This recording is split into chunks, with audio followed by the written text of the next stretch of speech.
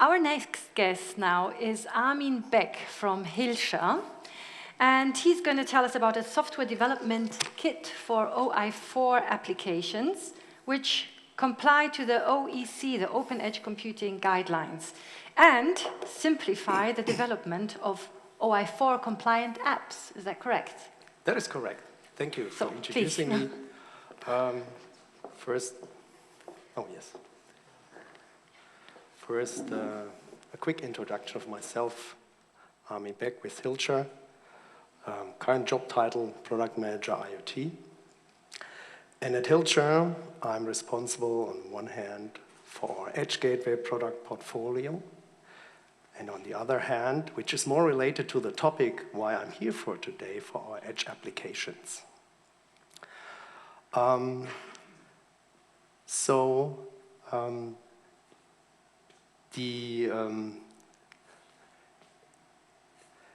Today I want to introduce you Hilscher's contribution to the OI4 Alliance, which I call an immediate output of the OI4 working group Open Edge Computing.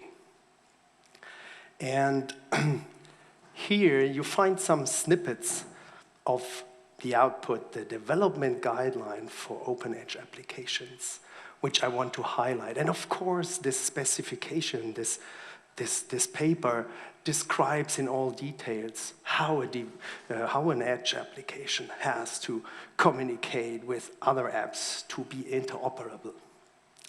But what I find more remarkable in the foreword of this development guideline is a word that is called collaborative spirit, and shall remind us all why we are here today.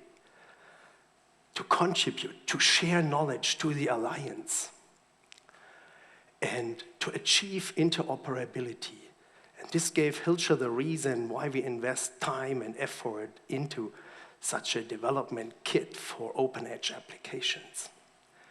So finally, to come and be in alignment with the vision of an interoperable and value-added Industry 4.0, which is one of the last sentences of this Open Edge Computing Development Guideline. What was Hilscher's initial motivation for offering this kit? And there are several challenges you go through if you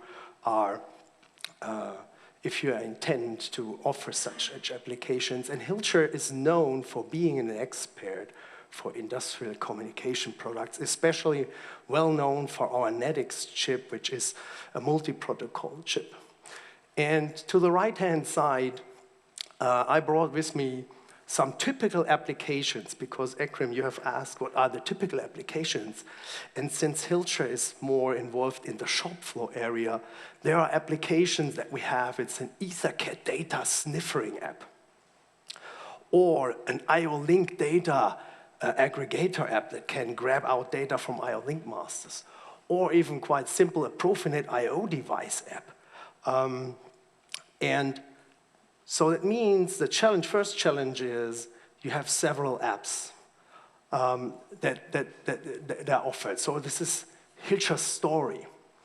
And then one challenge is also we are having multiple development teams spread around the world. So how to synchronize them? It's also a challenge. And then if you are asking the development teams, hey, in which programming language have you programmed your app, you get different answers. One is programming it in the programming language C, the other one in C#, the other one in TypeScript, in JavaScript. And then the next point was a quite funny experience to me. I thought, well, implementing these messages into application is symbolically done in a split of a second, but then the development team handed me over the official OEC development guideline, and I immediately recognized with 250 pages, that implementing OI4 compliancy into app is not a thing that you do without a lot of effort.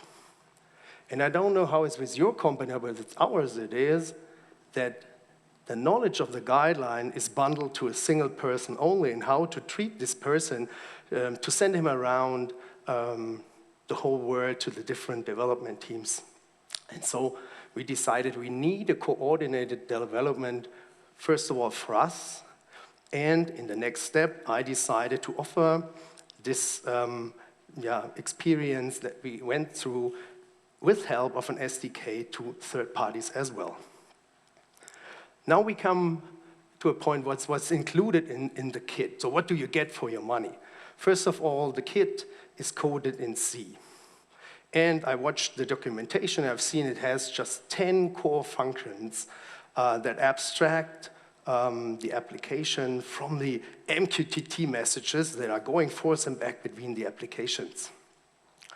And of course, the coding of this SDK is in alignment with the latest version of the guideline, which is the version 1.1.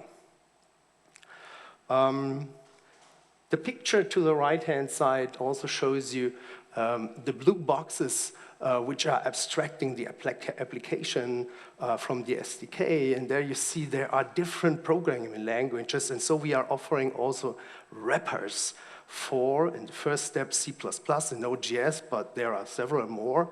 And you are invited to come to me later on and telling me which is maybe a wrapper we shall put our focus to in the next development step. What is also included is an MQTT client from the open source project Eclipse Paho. Last but not least, but also in the kit, there is an example container included using this library. So you get immediately something in your hand that is running a sine wave temperature sensor simulating container. And what's also included is a half-day online workshop. So this works for you worldwide. So who is the target audience? It's made for everyone who want to program OEC-compliant apps himself. This is in contrast to offerings of providers that offer their services as a development service. So you do it by yourself. And of course, if you come to the SDK, you have to exactly know what are your ideas about this device, the assets you want to represent with your application. Since the abstraction of 10 core functions from the application to the MQTT messages is quite high, you need to know just a minimal knowledge about the OI4 guideline itself. The only requirement you have to come as a precondition is you need, of course, a tool chain, a programming tool chain. It can be either Node.js or .NET.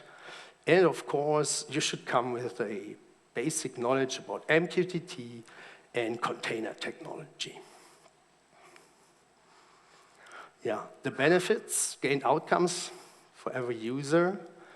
Effortless, in-house development of interoperable edge apps.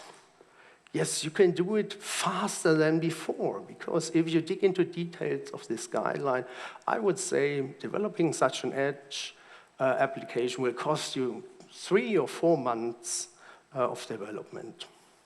In the best case, with the kit and the one-day online workshop, you have an immediate result within the very first day. As next, of course, since the SDK is programmed in accordance with the official guideline, you get an immediate compliance according to this guideline once you are using this kit. Reduced development times without in-deep knowledge is one of the benefits. If you have multiple applications like Hilscher, of course you can reuse this SDK package on, and you get a consistent same result for every application that you plan. and that you want to release. And of course, in the name of the Alliance, it's a contribution to the OI4 Alliance to first hold your hands up and say, hey, well, I have programmed OI4 compliant apps. So this is more behind the collaborative spirit I highlighted in my first slide. The outlook. So how does it go on further? We have used the kit in our first application, and this first application we're showing outside in the room. Uwe is there, responsible. It's this IO-Link data aggregation app. But of course, we have multiple other applications. The idea is, of course, testing and integrating the SDK into all apps that we are offering. The next step will be to increase, of course, the number of wrappers for the different programming languages. We learned that there are several ones on the market that are quite public. And I got feedback from our Konrad. He said the OI4 is maintaining a registry very officially, and it will be hopefully released mid of the year. And of course, the SDK will be tested against this registry where Edge application has to announce their capabilities. This is one check we want to do. And also, the OI4 Alliance is working for a conformance check procedure. And of course, we want to get our SDK through it so that everyone who's using the SDK can immediately reuse it and participate from this conformance check that has been passed once. And last but not least, when will this SDK be ready? It is the second quarter for this year when I will make it officially public to everyone. So this was in short to introduce you the development kit for edge-compliant, OI4 edge-compliant applications. Thank you. Yeah, thank you very much, Armin.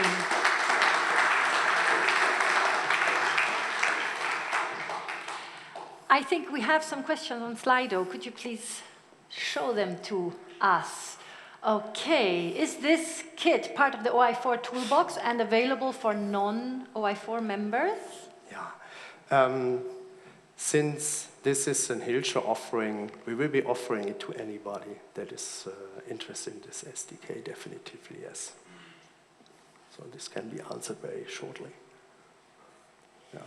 Any other questions? Any other questions? Maybe also here in the audience with a microphone, or via Slido by scanning the QR code. You can I'm here questions. for today and tomorrow, so if you see me walking through the floors, don't hesitate to ask me. And you also have a booth outside, right? Yes, this one of our highlights is indeed showing one of these applications, indeed being in alliance with the development kit and with the official guideline, and you can watch it, how it is sending out the topics and how we present it there. So don't hesitate to come to the booth here to this, to Uwe Schnepf, by the way. There's another question. How is the kit linked to the application management work group? That would be a question also for Sam, I guess. Yes. So we see that Sam is not here. Oh, you need a microphone, otherwise our guests online cannot, thank you, Magdalena, cannot hear your questions. Sorry for that. I can answer that because Armin is not so much involved in that.